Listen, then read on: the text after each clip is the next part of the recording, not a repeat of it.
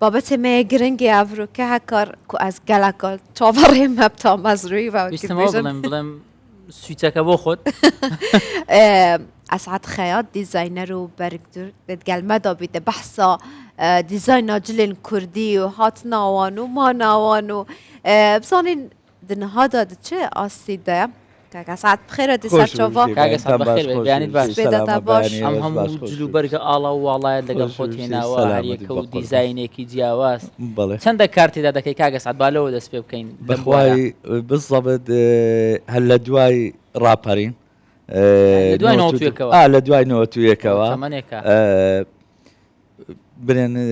باشداریم لە خۆڵێکی درمان کرد هاتمان ناوە بواری برێن زیاتر دوورین پاشانیش دەستم بە جلوبەرجی کرد ئەو کاتی بخۆ دەزانین جلوبەرجی بیانیەکان زیاتر باوتر بوو جلوبەرجی عەرەبی یەکەم بەرگ دوور بووم هەم یەکەم دیزاینەریش بووم کە دەستم برێن لە بەرگ دوور و پیاوەکان دەستم بە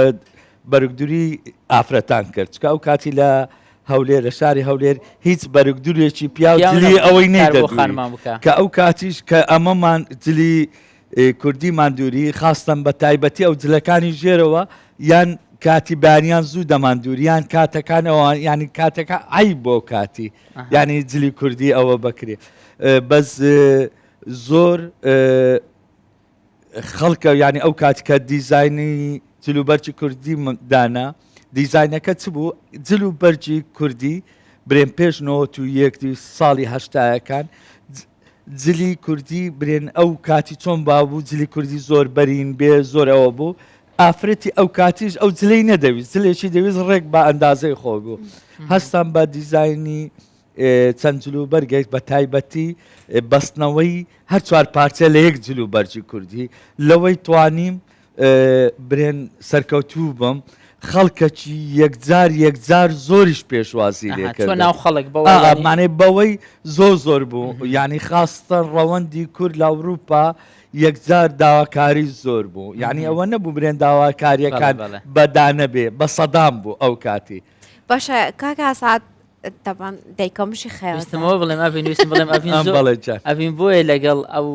تەوەرە زۆر متعاتفە هاو سۆزە حەزی لەم تەوەرەیە دایکێبنیش بەرگدور و دیزاینەری جلی کوردیە لەبەر هەندێک زۆر حەزی بە و ئێمە لە ماڵش هەر جلی کوردی لەبەر دەکەین ئەگەر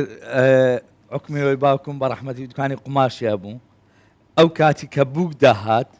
یعنی شتێکیان چ دەکرد لەگەت برێن زێڕی لۆ دەکرا جلوبەرگ و ئەکسواراتەکەی لێ دەکرا مەچینەکی پەپولەشی بۆ دەکرا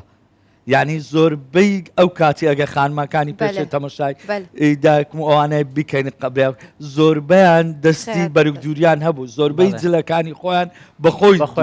بەڵێ باشە کاکە سعد ئەم دەچەوە شەین ڕەسەناتیە جلێن کوردی پارێزین چونکە گەنجێن نوکات و بخۆت زانێ حتا مرۆڤ ڕەسەناتیە بپارێزێ زەحمەتە هەکار دەگەل جیلێنی وەکی ئەم بێژین ئەم دەچەوە شەین گەنجێکی وەلێکن و ڕەسەناتیە جلکت کوردی بپارێزیتن تایبەتە ئەف ئەرکەل سەر ملێن هەوایە بێگومان ئەوە برێن پاراستنی جلوبەرجی کوردی ئەمە ئێستا چکە بە حکمیەوەی زۆر لە فیستیڤاڵەکانی هەم ناوخۆ هەم نێودەوڵەتیەکان بەشداریمان کردووە لە ئەوروپا ئەو فیستیڤاڵانی کە بەشداری کردمان هەموو ئەوروپا برێن زۆربەی ئەو فیستیڤاڵانی کە بەشداریم هەم بەخیلی بەمە دەبن چونکە ئەگە تەمەشای کەلتوری ئێمە بکەی هەر ناوچەکی بچووک خاوەن تایبەتمەندیەکی خۆیتی یعنی خاوەن تایبەتمەندیەکی خۆیتی یعنی دووش هەموو ڕەنگەکان لە خۆ دەگرێ برێن جلی کوردیش کە ئەو کاتێک کە بخۆت جلی کوردی دەکەی هەر لە ڕووی دەرونی و هەست بە ئاسوودەیەکی دەکەی هەم لە ئافرەتەکە کە لە بەدەکا خۆی پێ بە شاژنێک دەبینی پیاوەکەش هەست بە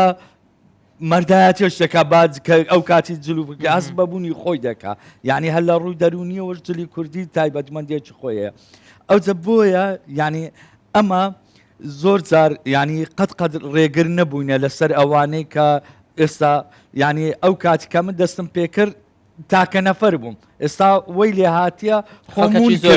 خۆمون کردیە ینی ئەوەش جێگای دەستخۆشیە ینی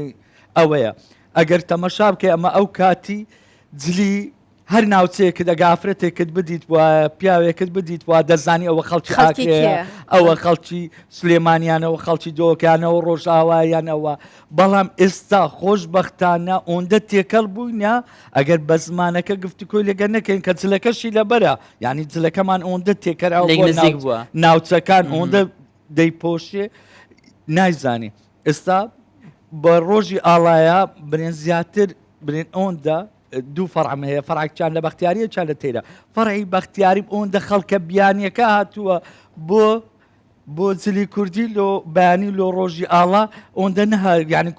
لە کوردەکەی زیاتر هاتووە زۆر باشە کاگە سعد ئەم جلو بەرگانە لە پیاوانی شەروایە ناوی هەیە ناو هەندێکیان چەند ناوێکی جیاوازی هەیە ئێستا بنمونە ئەمانە هیچ ناوێکی دیاریکراویان هەیە ناوەکان ناسراوبوونیان برێن ئێستا گەر جل و بەرجێ هەم لە هەندێکم قوماش ناوی هەیە قوماشەیە هەم ناوەکەشی هەیە برێن دەستوری سلێمانیمان هەیە دەستوری بادینیمان هەیە دەستوری برێن هەورامیمان هەیە دەستوری ئێزدیەکان دەستورەکانمان دەستوری ڕۆژهەڵاتمان هەیە ڕۆژئاوامان هەیە دەستوری باکوورمان هەیە خۆی ئەو ناوم جێ لە دەبوو خەسوو تەقین و ئەوان ئەمانە ئەوە نەوعیەتێکی قوماشە نەوعیەتێکی قوماشە دۆ ئەوەی قوماشەکە ببێتە ترێن زۆر جار ناوی لێ دەن ئێستا زۆر جار ینی زۆر ڕاقیە خەسیەوە دەکەین و ئێستا زۆر بایدن قوماشێکە ئێستا ئەو سار بۆ بایدن وەکو ناوی سارەکە قوماشەکانیش نەفسیشت بڵێ ئۆباما بەڵێ قوماشەکان ئەوانە کە قوماشێکە ئەو کاتێ بوویتە ترێن ئەوە بووە ناوەکانی لێدراوە ئێستا جلی کوردیش ئێستاش کە دێ برێ دەرێ دەستورێکی بادینیم دەوێت دەستورێکی بارزانیم دەوێت دەستوری بادینی ئەو ساڵاستیکا پێڤە ڤێرێتوان ژێک جودا دکات بەسیێن سۆرانی ناتڕاستن و بێ لاستیکن بێ لاستیکە نارم ئێستا جلەکانیش لە ڕووی نوعیەتی قوماشەوە و هەروەکو پێم گوتی ئێستا تێکەڵاوێکی زۆرەیە بەڵام بە حکمی ئەو بارە ئابوووریەی ئەو چەند ساڵەکە ڕووی تێکردینە ئێستا منتیقەی سلێمانی قوماشە سادەکان زیاتر باوە سادەکان و زۆر نەبێ ئەلوانیش ئەلوانە کراوەکان باوترە لە هەولێر تەمەشا دەکەی ڕەنگەکان هەمووی مۆدیلە بەس زیاتر دێنەوە سەر دۆهۆچی یان دەستوری بادینی ئێستا لە هەولێر زۆربەی دەستورەکان دەستوری بادینی جوانترە بەڵێ لێ نەبێت دەستوری دۆهۆک زیاتر ئەو قوماشانە سنگینە و چەند کریستاڵی و ئیشی کاری دەستی زۆرترە ئەوە زیاتر باوترە کاکە سعد بادینی جلکەتەوە خۆشترنژی چونکە ها بە حکمەوەی لاستیکە پێوای ینی ئەم بژین پەیترە ینی مرۆڤ بچێتن بە ئاسانی هاتن و چوونێ بکە بەر ئەم لە ماڵێژی جلێن کوردی لە بەرزکەن بۆمە ئاسانترە جلێن کوردی ئەم ینی بادینی بە حکمی ئەوەی چییە کەمەرەکەی لاستقا زۆر ئاسوودەترە چکە جلی کوردی جاران خەڵک بۆ ڕووتێنە دەکرد ئەو کاتی من کە تەمەشام کرد تەمەشای ئاهەنگەکان دەکرم جلی بیانی بوو بۆ خەڵکەکە لەبەری نەدەکرد زلێک بوو دەوا دایمان دەست لە خۆ بوو هەم لە پیاوانی ژەوا بوو دەوا شەروارەکە دایم بەس بەڵام ئێستا بڕێک بە ئەندازەی خۆ بەقیاسی باشە دەدوێت کاگە سعد دەڵێن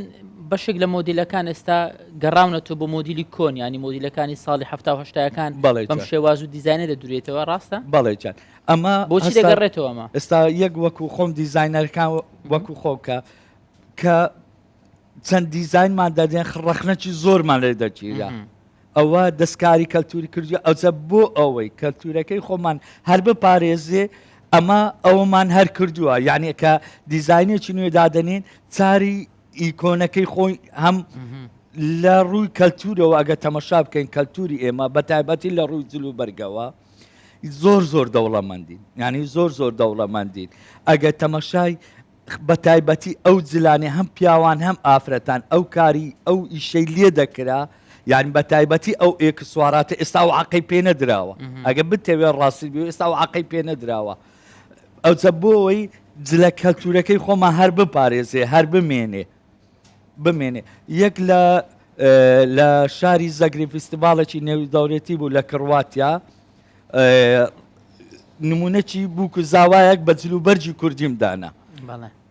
قاتەکەی چۆقەرەکەی یاقی چاکەتیم دانابوو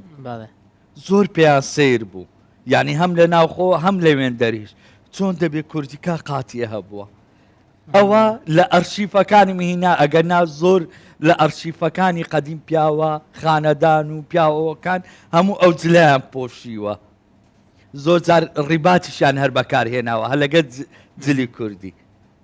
ئەگە تەماشای تەسویرەکانی قەدیم بکەی ئەوانە دەبینی زۆرە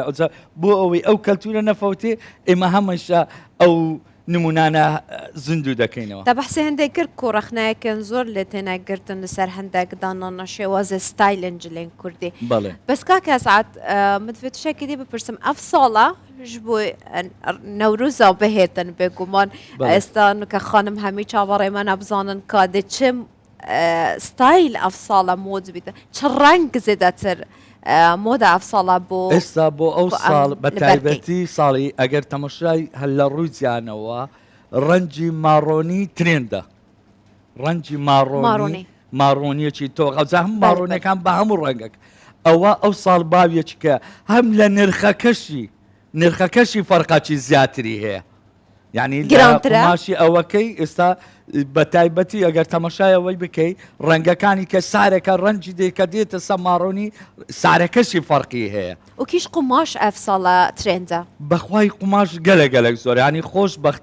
خۆشبەختانە برێن ئەمە چمان کرد بە تایبەتی هەموو قماشێک ببێتە مۆدیل ئەوەش بە عوکمی چەند ساڵە نەیەک نەوعیەتی قماش دەبووە مۆدیل یەک نەوعیەت و یەک ستایل حەلی چت بێژنێ ئەوێ وەکی کورتێکی ئەوێ بڕەختەبە حەریری سادە ئەوەت بژنێ حەریر ئەوە سەتەنە چەند ساڵێک بۆ مودەلە سەتەنی بوو بڵێ جان یعنی ئەو ساڵ ئێستا هەموو وەما کردووە هەموو نەوعاک ببووێت چکە بتانی ئەگەر ئەوەکە بتانی ئەگەر بە پارەیەکی کەمبی بە پارێکی زۆریشبی بتانی جلی کوردیت پێ بکڕێ بکەیت ئەس بژم سلێمانی گەلک خۆشبەختن لەسەر vێگەل بەرکو هەمی ڕەنگە پێکڤاتکەنێ گەلک جۆنن جلکێتۆنە هەکارێت کوردی گەلک ڕەنگاتی کەلتکەن و گەلک تامەکە کوردەوەریە پێوە دیارە یعنی یەک تقریبا دوسێ هەفتە پێش ئێستا ئەمن بووکێکم لابوو سێ چار خۆشی بوون ماشەڵڵا هەموو جلە گرانەکانیان کرد یەکەچیان لە ڕەنگەکان باوی ببوو ئەو ڕەنگانی دەستوری سلێمانی کراسی سادە حکمی کراسی سادە لەگە کراسێکی نەخشدار فەرقەکی هەیە یان فەرقەکەی زۆرە یعنی 12 کراسی تاخممان لۆ کرد بە نرخەکی یەک کراسی ئەوە باشە ئەو کراس کاگە سعات ئێستا لەی پیاوان هەندێک زانیاریم هەیە بەس لە یاخانمان کەمتر ئەنی بنمونە پیاوێک باسی کرد ناکەم کرد و ئەو بابەتانە تۆزێک نرخەکەیان بەرزە یەک لەوان ئەوەشکی نوعەتی قماشەکە پێ دەڵێن ناوچکەی هەیە نوعەتی قماشیە ئەوە لە زاخۆلەسکاری چارەکە ئەوەی لە تووکی بزن و ئەو بابەتانە دروست دەکرد مەرەز و نازانم چی ئەو بابەتانە ئەوەی تر لە پیاوان با بڵێن نرخەکەی دەگاتە 100,000 $100 با بڵێن ینی ئەگەر قاتێک بدووری قاتێکی کوردی لە خانمان دەوروبەری چەند دەبی وەکو نرخ بەخوای نرخەکان جاران زۆر دەڕۆیە ڕقم بەس ئێستا نرخەکان لای تۆ گرانترین جلوبەرگی کوردی کە ڕۆیشت بێ بەخوای کەس دەرونیان بەس قماش بنمونە بووکێک هاتووە حەزی لە شتێک بووە باشترین قماش بووە گرانترین قماش بووە گرانترینی دەگاتە چەند ئێستا ئەمە چمان کردووە گرانترین قماش جاری وە زۆر بە $600 ئەگەر بتێوێ ڕقام زۆر جار ڕقەمەکان ئیزافە دەکری ینی کراسێکی تاوە یان ئیشی زۆر کریستاڵی لەسەر کراوە زیاتر دەڕوا ڕقەمەکە ئیشی زیاتر کە بەس ئەمە چیمان کردووە بتوانانی هەموو کەسێک بکە قماشێکی ئەوها سادە جورجێتێکی سادە یعنی ئێستا زۆر خۆشبەختانە زۆربەی خانمان ئێستا لە ماڵش بخۆیان چادەکەن قماشێکی ئەوها دێنی نیو مەتر قماشی دەکرێت لە باتی مەترێک نیو مەتر نەخشەکانی لێ دەکاتەوە لێ دەدا یعنی ئەوە زۆر ئاسانەیە لەوانەیە خاتون ئەوە داچیەوە یعنی زۆر جار قماشێکی سادە لە باتی قەتعا کتیتمانە کراسوکەوە ئەوە خەڵکە هەر زۆریش باو بووە باشە کاکە سعات تا بەحسێ دیزاینکردنا بخۆ کرد چنینە دەستی کارن دستی سالم بوری دا زانی لگبن دا و تشتکی گلک بربالا بود ناف ما کردا بس نو که یا کمتر بوی ده چه واشنوی کلتوری زفرین نواج بر کارن دستی گلک جوان ترنجل کن کردی استا نرم خوشبختانه کاری دستی زور بوا کاری دستی کان استا زور بوا نقشه کان زاران زۆربەی لە هیند ئەو سەرچاوی قوماشەکانمان چکە کەلتوری ئەمە لەگە کەلتوری هین نێزیکە هەم لە ڕووی ڕەنگەکانەوە برا بەزازەکان ئیسفادێکی باشیان کردووە و قوماشانە بە ئامادەکاری یان ئیشی لەسەر دەکەن لە هیند دێنن هیند و دووبەیە زیاتر دووبەی سینە برێن زیاتر هیندە بەڵام ئێستا زۆربەی یێلێگەکان بەدەستی چادەکرێت زۆربەی ئێستا لە ئێکسواراتەکان زاران هەموو لە دەرەوەی داهات ئێستا زۆربەی خانمی کورد ئێستا بە خۆی چای دەکا یعنی ئەوە جێ خۆشببختیە بەڵێ زۆر باشە کاگە سعات لە ڕابردوو دەمان بینیە لە دایک و دا پیر و ئەوانەی بە تەمەەن بوون لەگەڵ دلی کوردی هەندێک جار کڵاوشتیشیان لەسەر دەکرد ئەم کڵاوە هەندێک جار پولەکە و هەندێک بابەتی علاق و بەلەقی پێوە بوو نازان شتی سەیر و سەمەرێ پێ ئێستا ئەمە چەند لە مۆدی نوێ جێگەی دەبێتەوە کەس هەیە ئەم زۆریش ئێستا ئەو ئەگە تەمەشا بکەی ینی سلێمانی ئێستا منتیقەی سلێمانی لەوەی زۆر دەوڵەمەندێت لە کاری دەستی لەو ئێکسواراتانە زۆر دەورەمەند بەس ئیما لێرە زیاتر ئامادە کراوە لە فیستیڤالێکی نێودەوڵەتی بەشداری بووم ئەو کاری دەستیانە نرخیان گەلک زۆر و بەها ئەگەر تەمەشا دەکرد ئیمەیان گەلک زۆر بوو ئەمە لە کاری چمان لەگەر برایەکی وەستا ئارامە لێرانە ڕێز و سڵاوم بۆی هەیە کلاشمان دانابوو کلاشی کوردی لەگەر ئەوانە ئەو کاری دەستیانەمان دانابوو هات یەکەچیان ئاخیری ئێمەی پێشنیار کرد گوتی ئیسفادەی چیانی ئەوە ینی جلوبەرجی وەسفەچی جلوبەرجی کوردیم لۆ بکە گوتم ئەمە جلوبەرجی خاستان پیاوەکانمان مانێ بەسیترین نمونە گوتی ئەو بژدێنە بۆچی دەبەستن پشتێن بەڵێ گوتم ئەمە زیاتر ئەو کاتی خەڵک برا پێشمەرگەکانمان کە بژدێنیان دەبەست هەم هەر بەعامش دەبەسترا یەک لۆ گورسکردنی قەیتان تونکردنی خۆر دووش منتیقەی مەشاخاویە هەم پارێزی لە کلیەکان و لە بە سەرمایە هەم پارێزی خۆ لێ دەکا سێ هەم لە کاتی بریندار بوونیش وەکو پێچینەوەیان کردووە هەمیشی لەبەر پشتێندادەنا هەم لۆ بە سەرکەوتن و بەستانەوە و والێ هات هەم گوت هەتا زۆر ئەوەکانم کرد گوتم هەتا ئەگەر هیچیان پێنم مابایە ئاخیری ئەگەر لە بەرامبەر دوژمن قاچی خۆیان پێدەبەستەوە هەتا بەجێنێنێتە ئاخر پیشە ئەوجەوە زۆر ئەوە بزانم ئێستا هەر ئەوەی نووسینەکی زۆریشە لەسەر قسانەی داناوە لەسەر برا زۆر جوانە وەسفەکەی جوانت بۆ کردووە بەڵێ جانەکەم باشە کاکە سعات ئەگەرم بەحسا تاگوتی ئەکسسواراتە کرد ئەم دەچەوە زانین کو ئەف ئەکسسوارەتە ملکی کورد و کوردستانەیە یانجی لە دەرڤە و لە مۆدا دەرڤە هاتیە تێکەلی هاوردەیە تێکەلی کلتورێ کوردان کردە بخۆی ئەگەر تەمەشا بکەی بۆ بورەژی میخەکە ئەم بکاردێنین مێخەک لە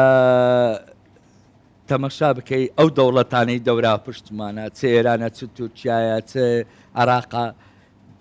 چکە ئەمە ئەوەکمان نەبوو ئەو کەلتورەی مەخڕکاتەوە زۆر بە ئاسانی توانیویان بدزن کەلتوری ئێمە بدزن ئەو جە لە هەموو ڕووەکان و هەکوو لە هەموو بوارەکان وە بزانم ئەوە توانیان ئەوەی بکەن یەک لەو ئێکسواراتانە ئەمە ئەگە تەمەشای ژنە ناودارەکانی خۆمان کە عەبسەخانی نەقیب و زۆربەی ئەو ژنە ناودارانەکەی قەدیم خانزاد و میری ئەوانە تەمەشا بکەی ئەو ئێکسواراتانە زۆر دلیلی ئەوەی مولکی کوردی هەیە بەڵام ئەتو ناشتوانی ئەمە عینەن ئەو مولکە کوردەوارێت بپارێزی بەڵام بە حوکمی ئێستا سۆسیال میدیا زۆر بڵاوە دەتانی زۆریش تێکەڵاو بووە یعنی کو ئێستا ناوچەکانی ئێمە ئەگەر بە قسە نەبی نازانی ئەوە بنێن دۆهۆچیان هەولێریە ئەوە کە شەر وای لێ هاتووە کاگە سعات خەیات زۆر سپاس بۆ تۆم بەیانە لەگەڵمان بووی دەست خۆش بی ستۆدیۆ زۆر جوان کردیانی بەم دیزاینە جوان و سەرنجڕاکێشانە بەم ڕەنگە جیاوازانە هەر دەوڵەمەند بێ ئینشاءڵڵا کولتوری کوردی جلوبەرگی کوردی و هەر گەشاوە بێ ئاڵای کوردستان سپاس بۆ گەلەک سپاس بخێرێت